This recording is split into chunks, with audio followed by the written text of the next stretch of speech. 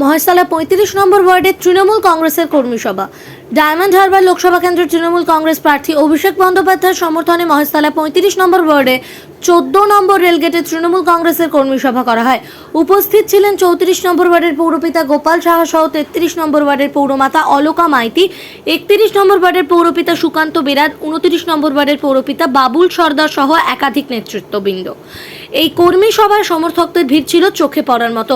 কর্মী সভা থেকে বার্তা দিলেন ৩৪ নম্বর ওয়ার্ডের পৌরপিতা, যদি কোনো কর্মীরা কোনো ভুল করে থাকে আমাদের বলুন, তাকে আমরা উপযুক্ত শাস্তি দেব। তিনি আরও বলেন, ৩৫ নম্বর ওয়ার্ডে যখন তিনি পাড়ায় পাড়ায় গেছেন, অভিষেক বন্দ্যোপাধ্যায়ের উপর কারো রাগ নেই, নেত্রী মমতা বন্দ্যোপাধ্যায়ের উপর কারো রাগ নেই। এখানে কিছু চুনোপুটির নেতা আছে, তার উপরে মানুষের রাগ আছে। যার দরকার সে পরিষেবা পায়নি, যার দরকার নেই সে পরিষেবা পেয়েছে।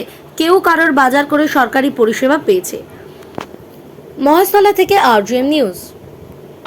যেমন ফলাফল করার দরকার ছিল সেই ফলাফল ধর্ষণ করতে শেখায়নি। আজকে এই কমরেডদের মতো তাপসী মালিককে ধর্ষণ করতে শেখায়। এরা যে জেলে আছে আজকে এদের কিন্তু শুধু শুধু ধরে রেখেছে, তারা কিন্তু চার্জশিট দিতে পারছেন না। আগামী দিনে তাদেরকে ছেড়ে দিতে হবে। আজকে কিন্তু কোর্টের কাছে ইডি আর সিবিআই কিন্তু ভর্ৎসনার মুখে পড়ছে। তাই আজকে আমাদের সেই সাদে ভোটের দ্বারাই একটি ভুল করে ফেলেন, তাহলে দেখবেন পশ্চিমবাংলায় একের পর এক সম্পদ বিক্রি করতে শুরু করবে। তাই আপনাদের কাছে আমাদের তৃণমূলের তরফ থেকে আপনাদের করজোড়ে অনুরোধ রইল, আপনারা আপনাদের একটি ভোট নষ্ট করবেন না।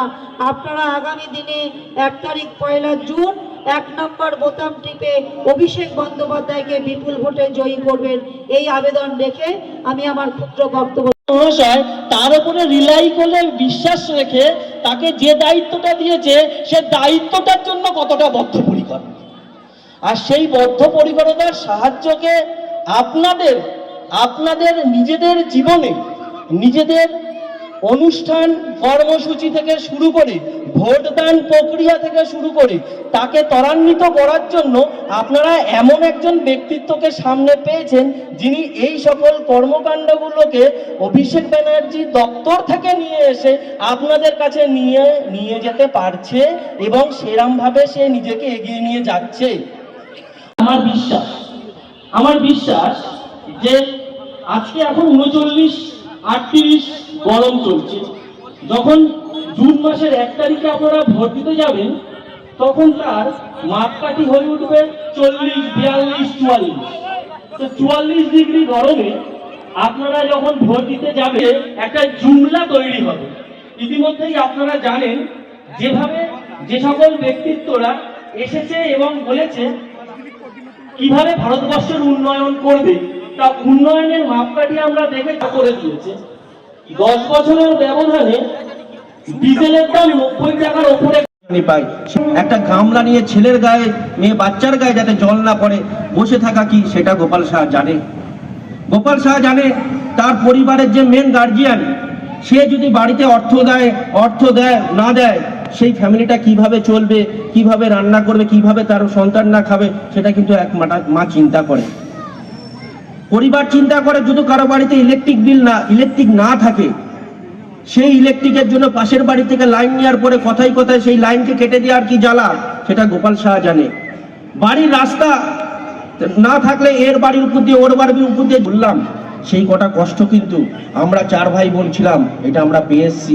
তাই মানুষের সমস্যাটা আমি জানি, কারণ একটা মা কখনোই চায় না তার সন্তান জানি না খেয়ে থাকে। তার জন্য আমি বিভিন্ন এলাকায় ঘুরেছি, প্রচুর বাড়ির কন্ডিশন এরকম পেয়েছি, হয়তো তাদের কাগজ নেই বলেই তারা আবাস যোজনা পাচ্ছে না। কিন্তু আমি ভোট আছে বলে আমি অনেক কিছু করতে পারছি না। আমার সাংসদ বলেছে তুই 35 নম্বর ওয়ার্ডে ঘুরে যা যা কাজ বলবি সেই কাজ কিন্তু আমি করে দেবো। তার মধ্যে একটা বড় কাজ হলো ডাম্পিং গ্রাউন্ড। যারা সারেঙ্গাবাদের আমার সারেঙ্গাবাদ পেট্রোল পাম্পের ওখানে আমার অফিস আছে, আমি ওইখানে দাঁড়িয়েও গন্ধ পাই। ভাবুন তো, যারা ওই এলাকায় থাকে তাদের কি কষ্ট, বাড়িতে একটা কোনো যদি অতিথি আসে তাদের কি কষ্ট, সে গন্ধে তারা কি ভাত খায়। সাংসদকে যখন আমি এই কথা বলি, সাংসদ বলে একটা ডিপিআর বানা, এটা কিন্তু কাজ করতে হবে, এটা কিন্তু মারাত্মক প্রবলেম।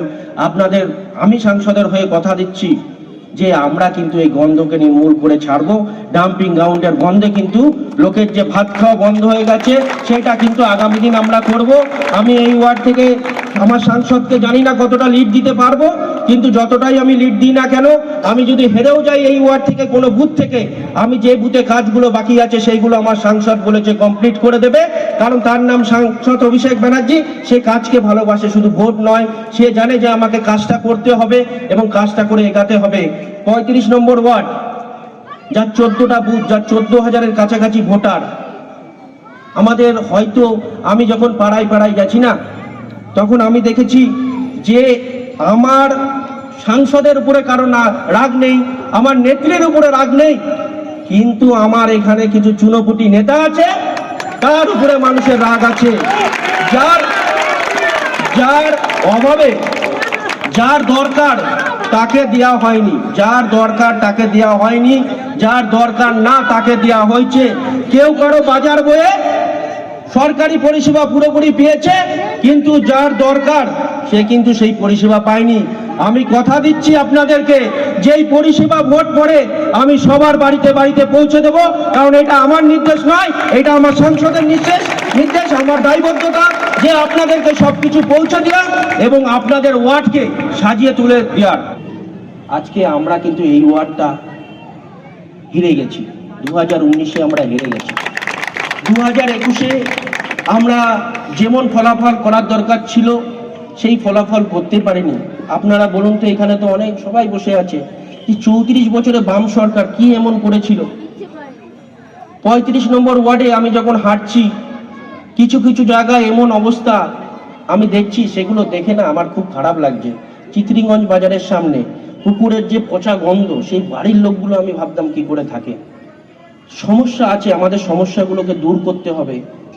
আপনারা যদি পাশে থাকেন, আমি যে যে জায়গায় যাব, যে যে কথা দেবো, আমার সাংসদ কিন্তু সেগুলো পূর্ণ করবে। আমার সাংসদ কথা দিয়েছেন, কারণ আমার সাংসদ কথা দিলে কথা রাখে, তার জন্যই তার জন্য সাধারণ মানুষ তাকে খুব ভালোবাসে। এবং আমি যখন যেটা করতে পারি সেটাই কথা দিই। আমি কথা দিচ্ছি, আপনাদের যেগুলো সমস্যা আছে, আমি আমার দ্বারা যতটা সম্ভব হবে, আমার সাংসদের দ্বারা যতটা সম্ভব হবে, আমরা সেই কাজগুলো সম্পূর্ণ করব। আপনাদের কাছে আমার অনুরোধ যে আমাদের কর্মীদের কোনো রাগ আপনারা আমাদের সাংসদের উপরে দেখাবেন না, কারণ আপনারা আগে কেউ ছিল না, এখন আমি আছি, আমার সাথে এতগুলো কাউন্সিলর আছে। যদি কোনো রকম আমাদের কোনো কর্মীরা কোনো রকম ভুল কাজ করে থাকে আমাদের বলুন, তাকে আমরা উপযুক্ত শাস্তি দেব। কিন্তু আপনাদের কোনো রাগ আমার সাংসদের উপরে করবেন না, কারণ সাংসদ কিন্তু বলে দেয়নি এটা, সাংসদ কিন্তু কোনোদিন বিচার করে দেয়নি যে বিজেপিকে দেওয়া যাবে না, সিপিএমকে দেওয়া যাবে না, একে দেওয়া যাবে না, ওকে দেওয়া যাবে না। সেইগুলো কিন্তু আমাদের কিছু কর্মীরা যারা নিজেকে বড় মাপের লিডার ভেবে নিয়েছিল তারা করেছে। তাই আপনাদের কোনো রাগ আমার সাংসদের উপরে রাখবেন না। আমাদের হাতে হাত রেখে কে কি দায়িত্ব পেয়েছেন পরের কথা, কিন্তু আমাদের সাংসদকে 35 নম্বর ওয়ার্ডে আমরা যাতে সর্বোপরি সব থেকে বেশি ভোটে লিড করতে পারি, এর জন্য কিন্তু আপনাদের সহযোগিতা আমার। এখন আপনার বাড়ি, অফিস এবং দোকানকে সুরক্ষিত রাখুন টোটাল সিকিউরিটি সলিউশনের সাথে। আমরা বিভিন্ন নামি দামি ব্র্যান্ডের সিসিটিভি ও সিসিটিভি সংক্রান্ত যাবতীয় অ্যাক্সেসরিজ বিক্রয় করার পাশাপাশি সার্ভিসও প্রোভাইড করে থাকি। টোটাল সিকিউরিটি সলিউশন একটি নির্ভরযোগ্য প্রতিষ্ঠান যা 24/7 সার্ভিস প্রোভাইড করে থাকে। তাছাড়া এই প্রতিষ্ঠান দীর্ঘদিন ধরে যত্ন সহকারে দোকান, বাড়ি, কারখানা, স্কুল, নার্সিংহোম, হোটেল, রেস্টুরেন্ট, শোরুমগুলিতে পরিষেবা দিয়ে চলেছে।